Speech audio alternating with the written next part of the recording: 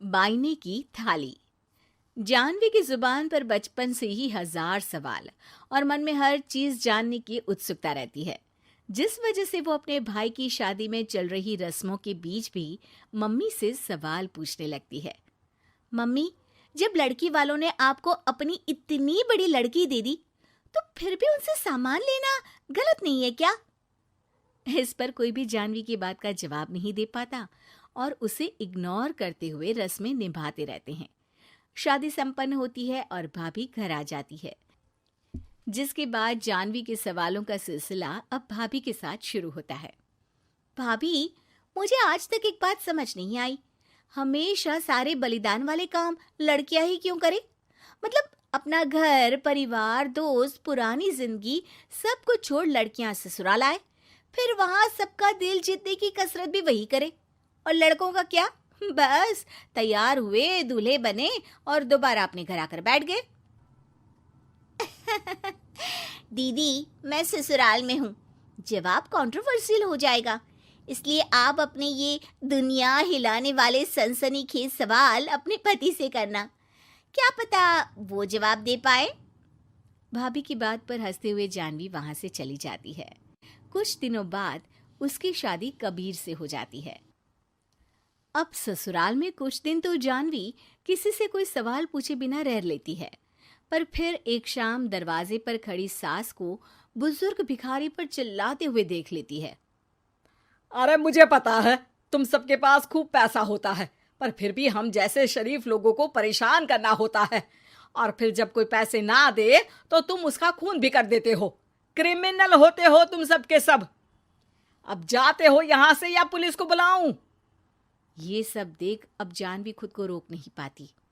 Mummy, वो आपसे भीख नहीं, खाने की मदद मांग रहे हैं और आप उन पर इस तरह से चिल्ला नहीं सकती। आखिर ये भी तो एक इंसान है, और वो भी आप और मुझसे उम्र में बहुत बड़े। बाकी किसी चीज का नहीं तो कम से कम उनकी उम्र का ही ख्याल कर लीजिए।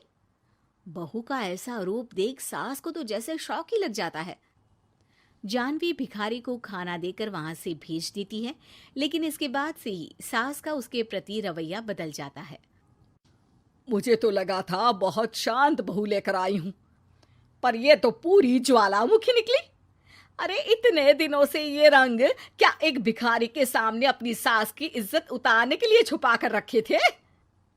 और कौन से रंग बदलना सिखाकर भेजा है तेरे माँ बाप ने तुझे? मम्मी जी, रंग का तो पता नहीं, लेकिन मेरे मम्मी पापा ने मुझे हर ढंग में गलत के खिलाफ खड़े होना जरूर सिखाकर भेजा है। बहू का जवाब सुन सास गुस्से में वहां से चली जाती है, जिस पर पीछे खड़ा सब कुछ सुन रहा कबीर जानवी के पास आता है। जानवी, मैं मानता हूं तुमने जो किया अच्छे के लिए किया, पर मम्मी से ऐसे नहीं बोलना चाहिए था। अब उन्हें मनाने की जिम्मेदारी तुम्हारी ही है। पर मैं कैसे? मुझे तो कुछ भी पता नहीं है। तो उसके लिए मैं हूं ना। कुछ दिनों में ही सकट का त्योहार आ रहा है। तुम बस बायने पर मम्मी को देने के लिए एक सुंदर साड़ी ले आना, तुम्हारा काम बन जाएगा।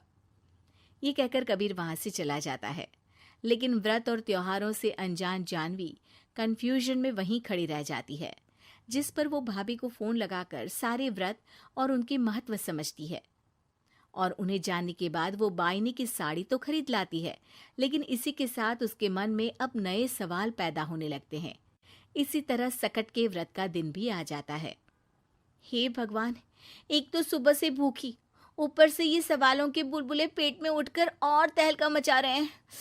अब क्या करूं, किससे पूछूं? जानवी अपने आप से ये सब बोल ही रही होती है कि सास और कबीर उसके सामने आ जाते हैं। बायने और पूजा की सब तैयारी कर ली? हाँ जी, वो तो कर ली, पर क्या पर? फिर कोई सवाल है? पूछ लो, कहीं पेट में उसे रखे रखे एसिडिटी ना हो जाए। ज्यादा कुछ नहीं, बस पूछना था कि जब ये व्रत बच्चों और दाम्पत्य जीवन की सुख शांति के लिए होता है, फिर इसमें व्रत सिर्फ हम लेडीज ही क्यों रखती हैं? हिस्सेदारी तो दोनों की होती है ना? जानवी की बात सुन इस बार तो सास भी सोचने पर मजबूर हो जाती हैं।